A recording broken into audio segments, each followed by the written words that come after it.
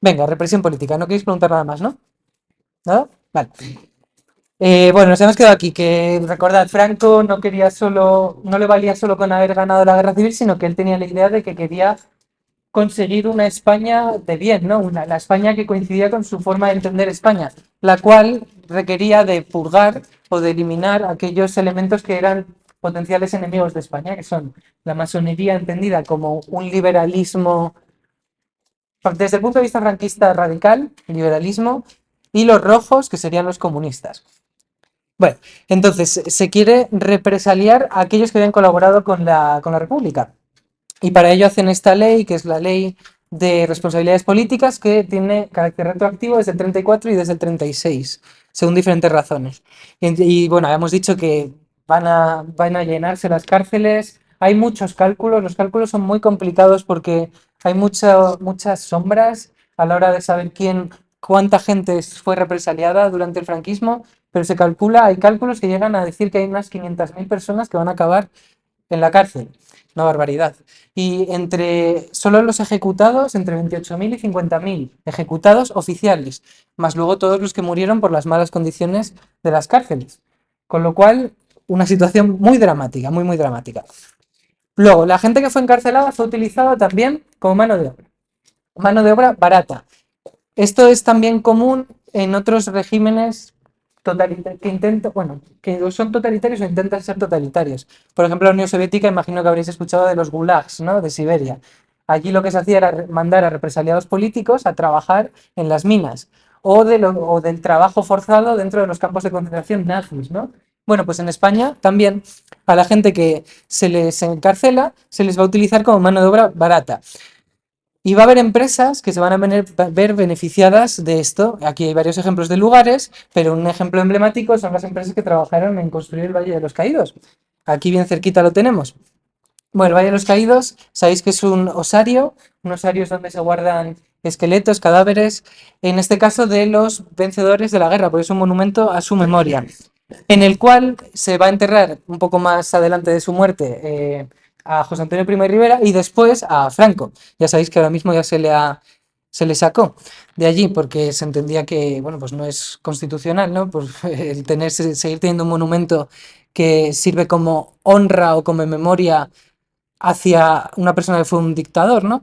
Bueno, y luego pone aquí, que se me olvida, voy a intentar seguir bastante lo que es el esquema de la presentación porque si no, no puedo ir rápido. Los funcionarios que hubieran sido funcionarios y no dejaran explícito que estaban a favor del franquismo van a ser quitados en medio. Maestros o otro tipo de personas que tengan cargos que formen parte de la administración y a cambio se va a poner a personas que son favorables al régimen. Porque para tener importancia dentro de la sociedad española en este momento hay que formar parte del movimiento de FET de las JONS.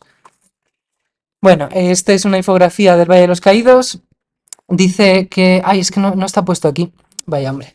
Bueno, hay más de 30.000 cadáveres, ¿vale? Enterrados en las diferentes fosas que hay en el Valle de los Caídos. Y bueno, es bastante complicado hoy día discernir de quiénes son los esqueletos, ¿no? Porque al final un osario es donde se llevan los cadáveres una vez que ya se han quedado como esqueletos. Bueno, y ahora, relaciones exteriores del régimen, ¿vale? En este epígrafe nos piden que hablemos del inicio de las relaciones exteriores, desde el aislamiento internacional hasta la aceptación. Bueno, ya lo he comentado un poco por encima, pero hay un personaje que tenemos que conocer, ¿vale? Que tenéis que utilizar su nombre, está puesto en el epígrafe, Ramón madre mía, Serrano Suñer. Ramón Serrano Suñer. Bueno, él tenía un vínculo familiar con Franco, era el marido de la hija, y bueno, pues la verdad que lo de las relaciones familiares lo digo fatal. Así que si me he equivocado y no era el marido de la hija, lo siento mucho, pero creo que era eso. El caso es que Franco confió mucho en él y él era una persona muy falangista, estaba muy a favor de los fascismos internacionales. Y al principio de la dictadura tuvo una gran presencia dentro de la configuración del Estado español franquista. Entonces, en gran medida, él fue el arquitecto de decidir que España iba a apoyar a los fascistas italianos y a los nazis alemanes. Y bueno, pues muestra de ello son el encuentro que tiene Hitler con Franco en Hendaya o el encuentro con Mussolini en 1941. Bueno, España, ¿Qué decide hacer durante la Segunda Guerra Mundial? Bueno, pues no, va a decir al inicio de de la Segunda Guerra Mundial que ellos son no beligerantes. Es decir, yo estoy a favor de los nazis, del eje, vamos, de los nazis y de los fascistas italianos, pero no quiero mandar oficialmente a mi ejército. No se sabe muy bien cómo ocurrió, pero se cree que en las reuniones con Hitler y con Mussolini, Franco ofreció la participación del ejército español en la Segunda Guerra Mundial, pero que las exigencias que tenía, lo que pedía que le dieran a cambio, era mucho para el rendimiento que podía haber dado el ejército español en la Segunda Guerra Mundial. El ejército español estaba muy fastidiado después de la Guerra Civil, entonces no habría hecho una gran aportación al eje. Con lo cual, el ejército español oficialmente no participa de la guerra. Por eso inicialmente hablamos de no beligerancia, que significa que no intervienes militarmente en la guerra. Bueno, quedaría más o menos así el mapa durante la Segunda Guerra Mundial. Dice aquí, países que permanecen neutrales durante el conflicto. Bueno, eso tiene un matiz, ¿vale? España aparece en este mapa como neutral, lo que pasa es que inicialmente no lo fue. ¿Por qué? Pues porque sí que se mandaron a voluntarios, ¿vale? La Falange va a organizar una división, un grupo de unos 50.000 soldados voluntarios que vayan a luchar con los nazis, a favor de los nazis. Y van a estar en la campaña de invasión de Rusia. Bueno, es una historia interesante la de la División Azul. Durante la Segunda Guerra Mundial, el ejército, los oficiales nazis dijeron que la División Azul, la verdad que tuvo una muy buena participación en la Segunda Guerra Mundial, que fueron buenos soldados durante la guerra. El caso es que eran voluntarios, con lo cual no era oficialmente el ejército español. Lo que pasa es que a partir del año 43, ya os he comentado varias veces, que Franco ve que el eje va a perder la guerra mundial. Y si cae en el eje y tú muestras explícitamente que estás a favor de ellos, es posible que caigas tú después. Entonces, lo que se decide a partir del año 42-43 es un alejamiento. Con lo cual, España pasa de ser no beligerante a ser neutral. Ser neutral es que no estás ni con uno ni con otro. Entonces, es distinto a ser no beligerante, ¿vale? Entonces, inicialmente no beligerancia, finalmente neutralidad. Y bueno, a Ramón Serrano Suñer se le va a apartar, ¿vale? Se le va a apartar del gobierno. Segunda fase, aislamiento del régimen. Esa neutralidad no va a surtir gran efecto. ¿Por qué? Pues porque Estados Unidos, que es el principal promotor de la ONU, aunque en la ONU también estaba la Unión Soviética, desde la ONU se va a hacer una resolución es cuando todos los países que forman la ONU hacen una declaración conjunta, una resolución en el año 46 que dice que España es fascista y que no tendría que existir, ¿vale? Que España es fascista y no tendría que existir. Y entonces, desde la ONU se recomienda, y la gran mayoría de los países del mundo lo van a seguir esas recomendaciones, prohibir a España pertenecer a la ONU. Entonces España al inicio no va a formar parte de la ONU, va a quedar como un país ahí un poco aislado. Y luego retirar a los embajadores. Y eso va a ser muy grave para España. Porque los países del mundo van a romper relaciones con España. Y España está en una situación de posguerra en la que necesita dinero y necesita inversiones y necesita comida y necesita comerciar. Entonces España se va a encontrar en una situación muy, muy, muy difícil porque no consigue poder tener relaciones comerciales con la mayoría del mundo para poder recuperarse de la guerra civil. Solo va a haber dos países que apoyan a España oficialmente, que son Portugal, porque era otra dictadura de corte de extrema derecha, autoritario, y Argentina, que también era una dictadura populista de corte de extrema derecha. Argentina era la dictadura de Perón. Perón es, bueno, dentro de la historia de Argentina es un personaje mega importante, Perón. El peronismo es una ideología política en Argentina que sigue teniendo presencia hoy día. Lo que pasa es que el peronismo es un tipo de populismo un poco difícil de definir. Bueno, Perón era bastante pro-nazi también, ¿vale? Antes de la Segunda Guerra Mundial. Entonces era un poco corte similar a Franco. Bueno, entonces estos dos países sí que van a ayudar dando comida a España para que al menos pueda sobrevivir, aunque sean unas condiciones pésimas, ¿vale? España en esta situación económicamente está fatal, está atrasada, está destruida, no consigue financiación externa, no consigue comercio. ¿Bien? Bueno, eso está en el epígrafe también. Los epígrafes lo podéis ver. Pero, tercer punto, tercer momento de relaciones internacionales, en la Guerra Fría va a cambiar la situación. Inicialmente, después de la Segunda Guerra Mundial, Estados Unidos y la Unión Soviética más o menos se soportan. Con tensiones, pero se soportan. Pero a partir del año 48, 49, 50, Estados Unidos y la Unión Soviética se van a declarar oficialmente como enemigos. No en guerra, pero enemigos, incompatibles. Entonces España, que viendo que era anticomunista, con lo cual a Estados Unidos le parecía un posible aliado, era un potencial aliado para Estados Unidos. Entonces, en ese nuevo contexto de Guerra Fría, España va a resultar útil para Estados Unidos como un aliado estratégico que ayude a controlar la situación en la que está España, que es una buena situación geográfica, porque es el control del estrecho de Gibraltar, por ejemplo, aunque Gibraltar no sea española, bueno, sí, pero y bueno, ya sabéis que no está bajo control español. Entonces, como España está en una situación geográfica para que sirva para controlar el Mediterráneo, a Estados Unidos le interesaba mucho que España tuviera buenas relaciones con ella. Entonces, eso va a llevar a que España sea aceptada poco a poco en el bloque capitalista. ¿Vale? Desde el año 51 podemos decir que ya empieza a haber un cambio de relaciones internacionales y Estados Unidos, cuyo presidente después de la Segunda Guerra Mundial no veía con nada de buenos ojos a España porque le veía como un régimen fascista, con el siguiente presidente empiecen ya a cambiar un poco y ven con mejores ojos a España. Bueno, entonces España tenía un gran valor estratégico, interesaba que España formara parte de la OTAN, que se creó en el 49, pero España todavía no formaba parte de la OTAN, perdón, y España era anticomunista, con lo cual razones a favor de una alianza con Estados Unidos. Entonces, en el año 1950 la ONU revoca, es decir, retira esa resolución de bloqueo, con lo cual a España vuelven los embajadores y España vuelve a tener relaciones internacionales, ¿vale? Después de 4 años muy duros, España vuelve a tener relaciones. Y ahora, el año 1953 es el importante y está puesto en el epígrafe. En el año 53, el franquismo tiene dos grandes éxitos en política internacional, que son, el primero, consigue un concordato con el Vaticano, un nuevo concordato. El Estado español ofrece a la Iglesia enormes concesiones, tanto económicas, patrimoniales, judiciales, educativas, a cambio de que el Vaticano reconozca el franquismo. El Vaticano oficialmente reconoce el franquismo. Pero, un mes después, también lo hacen los Estados Unidos. ¿Qué quería Estados Unidos? Estados Unidos quiere tener bases militares en España.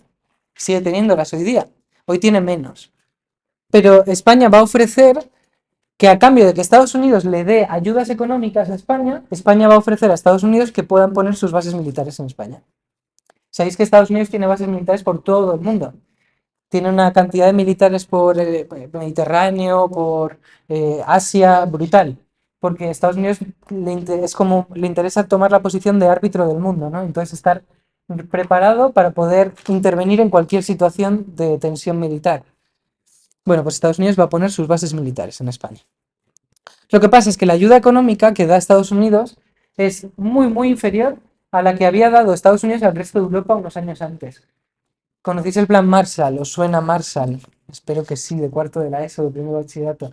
El plan Marshall había sido el gran plan de los Estados Unidos para reconstruir Europa con financiación americana. Estados Unidos va a dar una cantidad de dinero brutal a Europa, a diferentes países democráticos europeos, lo cual hacía que España no formara parte de eso, para que así Europa se pudiera reconstruir después de la Segunda Guerra Mundial y esos países que se reconstruyeran fueran aliados de Estados Unidos. Porque a Estados Unidos le interesaba que estos países que están aquí en azul siguieran siendo pro-democráticos, pro-liberales, pro-Estados Unidos y no cayeran bajo la influencia soviética. Si la mejor manera de hacer que estos países no cayeran bajo la esfera soviética era que siguieran siendo más o menos ricos, porque en situaciones de pobreza es donde más fácil era que acabaran terminando en el bloque soviético. Bueno, pues España va a recibir una ayuda dentro del plan Marshall que ya es casi residual. Por ejemplo, para España fue fundamental el que le dieran polvos de leche, leche en polvo. Imaginaos la situación en la que estaba España, ¿vale? En vez de darles enormes cantidades de dinero para poder construir fábricas, para poder construir nuevas infraestructuras, España se conforma con que le den algo de comida y algo de dinero. Bueno, hay una peli que es espectacular sobre el Plan Marshall. Bienvenido, Mr. Marshall. Es divertidísima, es de los años 50, pero es una pasada. Os recomiendo mucho que la veáis. Bueno, que es como que ironiza sobre esa situación en España. Bueno, seguimos. El objetivo fundamental de Franco era conseguir la aceptación internacional del régimen para poder pervivir, ¿no? Para poder mantenerse en el poder. Y que Estados Unidos sea aquel que te sponsoriza, pues es lo mejor que te puede pasar. 2 años después, en el 55, España es admitida en la ONU. Y a partir de entrar en la ONU, podrá entrar en otras organizaciones internacionales dentro del bloque capitalista. Fondo Monetario Internacional, Organización Europea de Cooperación Económica, Banco Mundial. Vale. Y ahora, eso es la última parte del epígrafe. Ahora la construcción del Estado, que realmente es lo primero, creo, dentro de vuestro epígrafe. ¿Vale? Construcción del Estado. A ver, Franco, ya hemos hablado varias veces de que no tenía una ideología marcada, no tenía una ideología previa a la guerra civil. Él tenía una especie de ciertas ideas, ¿no? Como unos valores que él quería imprimir en su dictadura. Lo que pasa es que en la guerra civil, a lo largo de la guerra civil y a lo largo de los primeros años de dictadura, es cuando esas ideas que eran un poco más morales, poco a poco se van a ir haciendo explícitas a través de la ley, ¿no? Entonces es lo que tenemos que nosotros explicar. Hablar de que no había un plan previo, sino que había ciertas ideas, ciertas concepciones morales que se van a ir plasmando en la legislación poco a poco, ¿vale? ¿Qué tenía claro Franco? Que quería que fuera un Estado autoritario, nacionalista, católico, que fuera él quien ejerciera la máxima autoridad, al estilo del primo riverismo, del primo de Rivera, Miguel, y que su imagen en este exterior se basara en ser católicos y defender el catolicismo y ser anticomunistas. Bueno, entonces, ya hemos hablado de que a partir del año 42-43 España se quiere desmarcar del eje, ¿no? Quiere no tener una imagen de Estado fascista. Se prohíbe definir España como fascista dentro de España. Entonces van a utilizar un término distinto, que es democracia orgánica. Esa es la que tenéis vosotros que utilizar, ¿vale? Democracia orgánica. Intentad plantear orgánico como un concepto casi biológico, ¿vale? Orgánico como concepto biológico. ¿Qué significa algo orgánico? Pues que surge de forma natural, ¿no? Lo que pasa es que eso es una mentira, porque los estados no se construyen de forma natural, los estados son construcciones humanas. Bueno, entonces, ¿qué es esa democracia orgánica? ¿Vale? Realmente es casi la clave dentro de nuestra explicación. Bueno, pues un modelo de Estado contrario al liberalismo, contrario al parlamentarismo, contrario al sufragio universal. No se quiere votar, no, se quiere hacer algo distinto al liberalismo. Pero, ¿por qué usan la palabra democracia entonces? ¿Cómo puede ser democrático algo que es antiliberal, algo que es antiparlamentario? Bueno, pues porque van a hacer unas cortes, pero que en realidad son cortes casi al estilo del antiguo régimen. Son cortes consultivas. No toman las decisiones. Con Primo de Rivera también lo hablamos. Con Primo de Rivera se crean unas cortes cuyo papel no es hacer no es hacer la legislación, sino que es ofrecer al dictador sugerencias de qué leyes hay que hacer, ¿no? Bueno, pues estas cortes es algo similar. No son, no son cortes que tengan el poder legislativo al 100%, porque al final quien toma la decisión es Franco. Entonces son cortes consultivas. ¿Y quién forma parte de esas cortes? Bueno, pues van a estar representados lo que se entendía dentro del franquismo que eran instituciones sociales naturales. ¿Qué es una institución natural para un conservador del siglo XX, de inicios del siglo XX como Franco? La familia, el municipio y el sindicato vertical. Es decir, un sindicato no de clase, un sindicato que está forzado a la gente, el municipio, que no es un municipio democrático, ni mucho menos, es un municipio controlado por caciques, sobre todo, y la familia, que es una institución también, desde el punto de vista franquista, es una institución también jerárquica, porque el cabeza de familia es el cabeza de familia. Solo puede ser la cabeza de familia si es viuda y si no tiene un hijo mayor de edad, y si su padre está muerto. ¿Vale? Entonces esto nos tiene que quedar bien clarito. Bueno, pues esas tres instituciones consideradas naturales, la familia, el municipio y el sindicato vertical, son los que eligen a sus representantes a las Cortes. ¿Y quién vota? ¿Vota toda la familia? No, solo vota el cabeza de familia. Bien, y dentro del sindicato vertical ¿Se puede elegir a alguien que no forme parte del sindicato vertical? Es decir, alguien que no sea abiertamente falangista. Pues no. Entonces, no es una democracia real, ¿vale? Pero ellos lo llaman así, lo llaman democracia orgánica. Bien. Luego, la otra parte importante del Estado franquista eran los gobernadores, gobernador civil, gobernador militar, que eran los que eran elegidos desde el Estado, desde el régimen, desde Franco y su gobierno, para que en cada provincia controlaran tanto la política, sería gobernador civil, como el ejército, gobernador militar.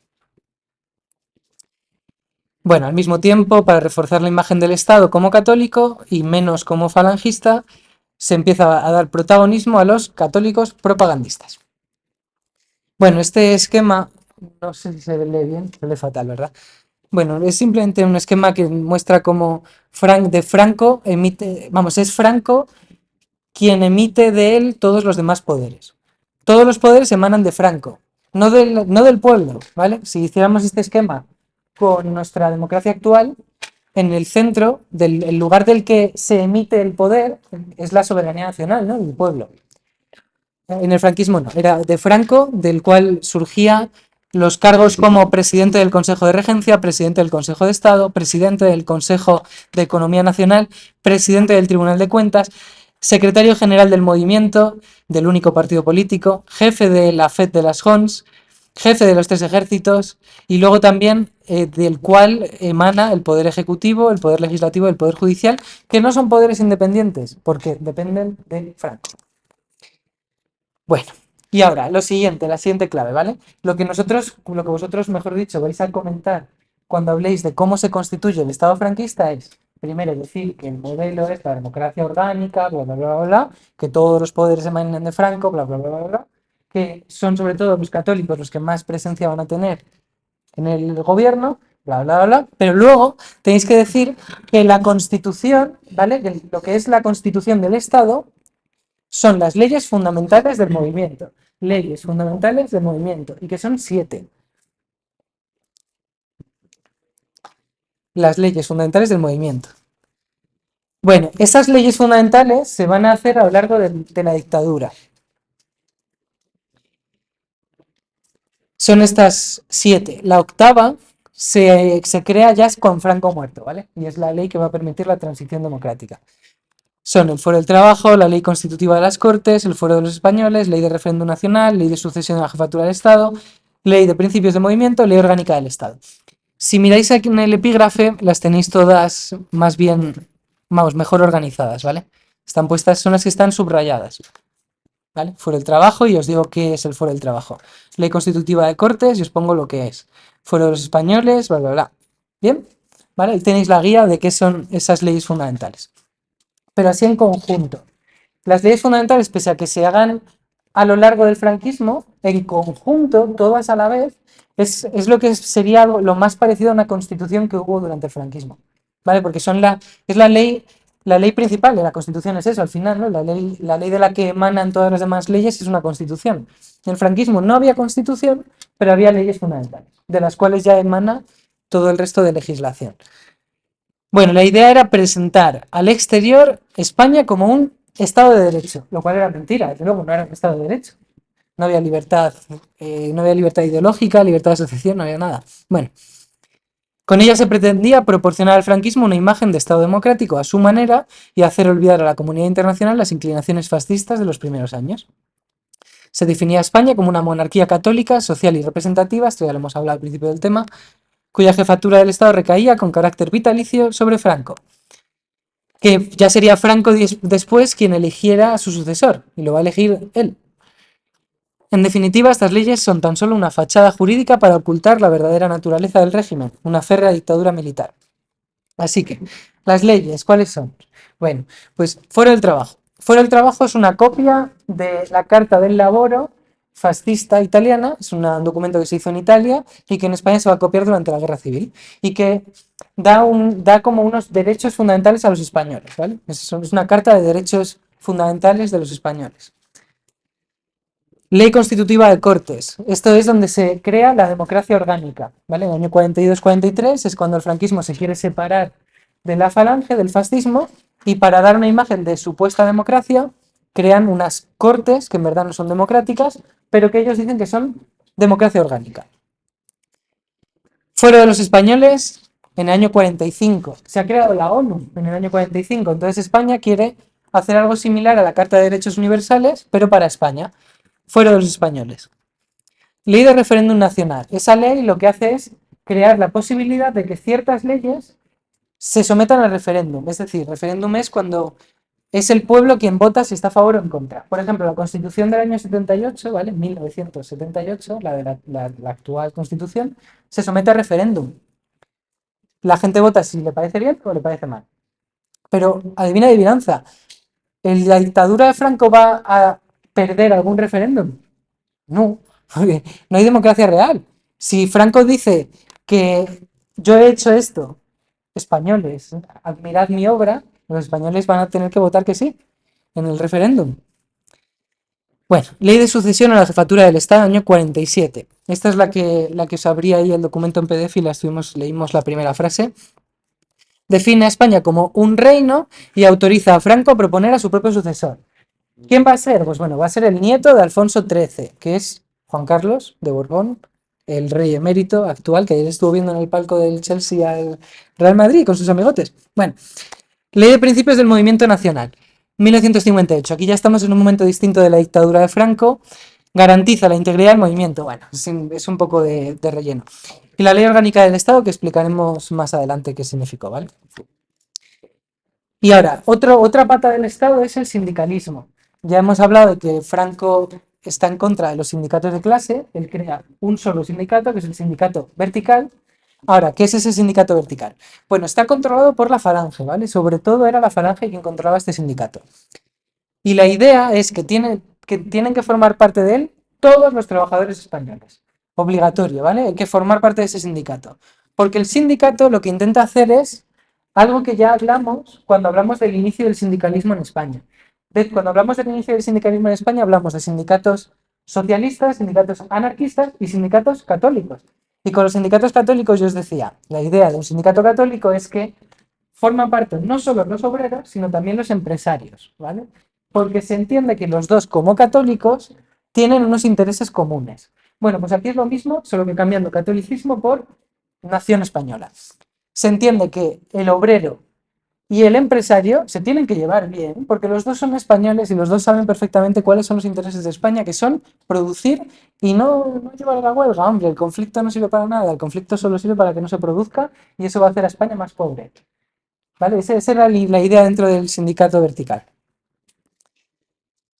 Fundamento ideológico, principio fascista de que no existían o no deberían existir conflictos entre los trabajadores y los patronos, sino una armonía social e intereses comunes entre todos los españoles, unidos en el afán de levantar la economía nacional. ¿Vale? ¿Lo entendéis? ¿Queda clara la idea del sindicato vertical? ¿Sí? Bien. Y ahora, autarquía. Volvemos al inicio de la dictadura, ¿vale? Aquí estábamos hablando del Estado, ahora de la economía. El franquismo inicialmente se encuentra un país destruido por la guerra civil, sin capacidad de producir comida para toda la población y además condenada por la comunidad internacional, como un país con el que no hay que tener relaciones porque no debería existir. Con lo cual España va a tener una década de los años 40 y perdura. Y hasta el año 52 en España va a haber cartillas de racionamiento. Cartillas de racionamiento significa que no tienes supermercado al que ir a comprar, sino que tienes una cartilla en la que te dice que tienes derecho esta semana a coger, no sé, 5 kilos de patatas y 1 kilo de pan. Y no puedes coger más, porque no hay para todos. Entonces, en ese contexto de aislamiento internacional, el franquismo va a decir que lo que quieren es una autarquía. ¿Vale? La palabra autarquía la vais a mencionar, creo que en el epígrafe 3 puede ser, en el 11.3.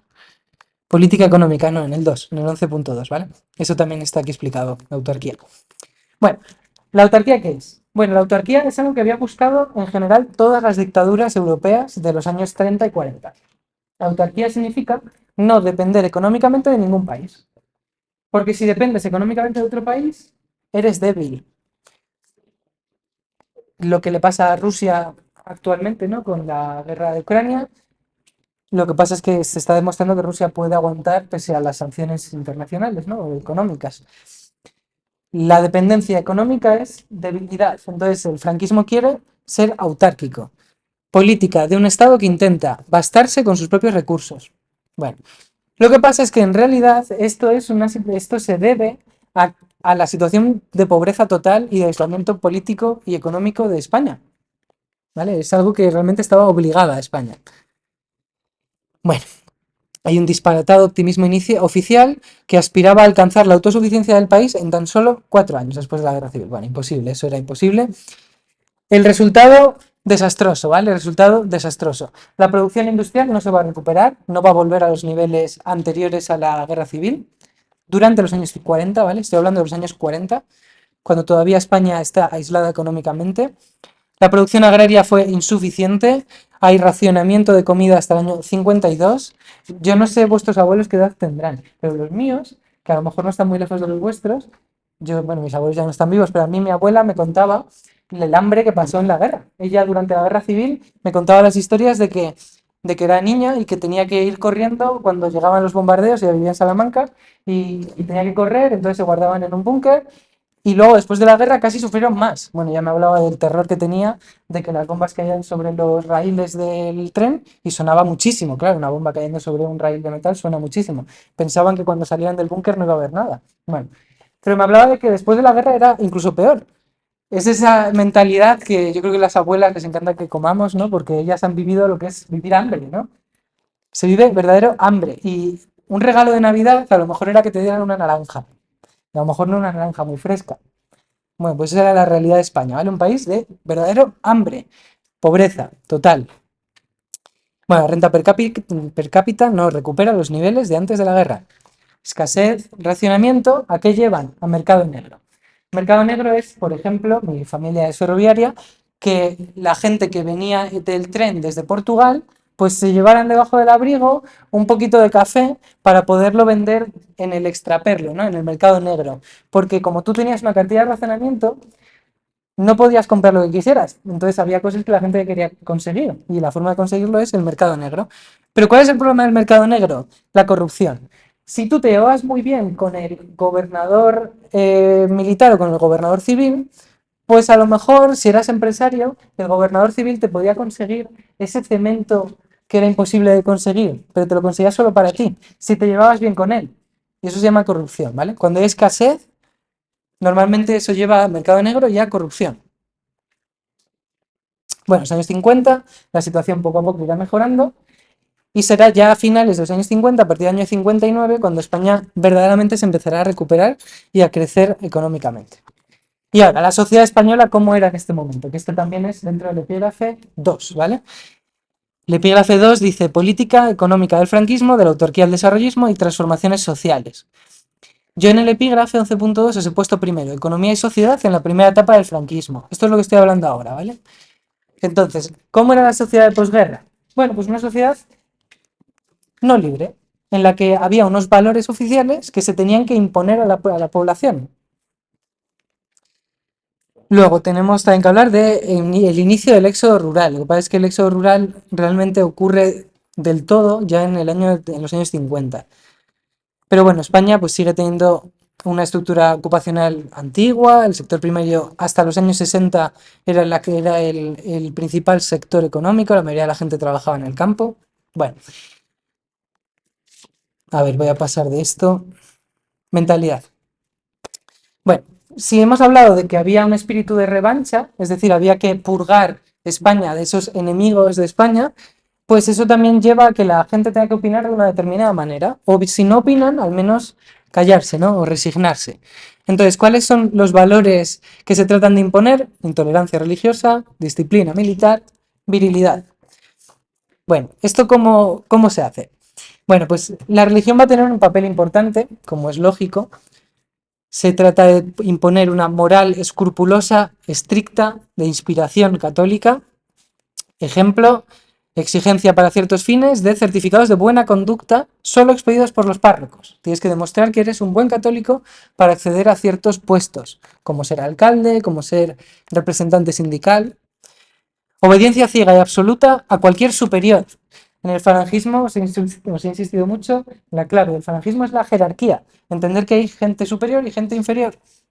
Bueno, pues esto también se impone en España. Entonces, ejemplo, los hijos sobre los padres, los trabajadores, vamos, los jefes sobre los trabajadores y todos los españoles por debajo de Franco. También el ejército sobre la población civil, aquel que pertenece al partido de la falange sobre el que no pertenece a la falange, el marido sobre la mujer, así. División estricta de funciones según el sexo. El hombre para el trabajo y la guerra, la mujer para el hogar y el cuidado de la familia. Entonces, ¿dónde se ve esto? Pues esto se ve en las asociaciones juveniles que hay durante el franquismo. Una de ellas, por ejemplo, Frente de Juventudes. Frente de Juventudes era un grupo para los chavales de España que tenían que formar parte de él y era una especie de, como los Boy Scouts, pero controlado por la Falange y que les enseñaba a los niños a ser militares, ¿no? Les enseñaba el valor de lo militar. No sé si habéis escuchado alguna vez la típica frase de lo bien que te vendría a ti ir a la mili. Bueno, pues es un poco ese tipo de pensamiento, ¿no? De que la vida castrense, la vida militar, te puede venir bien porque te va a educar en los valores de viriles, ¿no? De hombre soldado. Bueno, el caso es que quizás la más interesante es la sección femenina, que ya os he hablado de ella. La sección femenina es la sección femenina de Falange, se llamaba sección femenina de Falange, y era lo mismo pero para las niñas. ¿Y quién lo dirigía? Pues la hermana de José Antonio Primo de Rivera, Pilar Primo de Rivera. ¿Cuál era el objetivo? Hacer a las mujeres las perfectas esposas y madres. Y los programas en los que lo hacían, iniciación al hogar, educación física, talleres en las escuelas. Entonces, voy a leer no me da tiempo. La mujer ideal de Primo de Rivera, Pilar Primo de Rivera. Gracias a Falange las mujeres van a ser más limpias, los niños más sanos, los pueblos más alegres y las casas más claras. Todos los días deberíamos de dar gracias a Dios por habernos privado a la mayoría de las mujeres del don de la palabra, porque si lo tuviéramos, quién sabe si caeríamos en la vanidad de exhibirlo en las plazas. Las mujeres nunca descubren nada, les falta el talento creador reservado por Dios para inteligencias varoniles. La vida de toda mujer, a pesar de cuanto ella quiera simular o disimular, no es más que un eterno deseo de encontrar a quien someterse al hombre.